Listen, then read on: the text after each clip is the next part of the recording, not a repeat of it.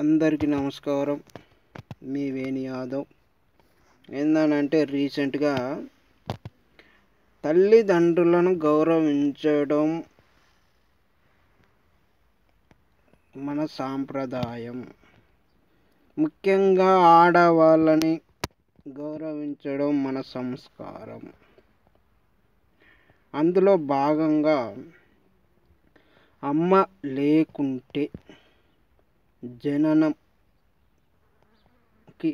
అర్థమే లేదు, భార్య లేకుంటే జన్మకు అర్థమే లేదు.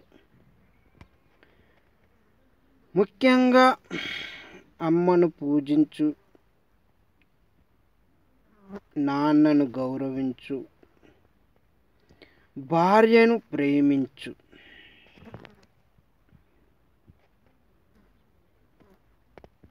ముఖ్యంగా ఆడవాళ్ళని గౌరవించడం మనకు చాలా చాలా మంచిది.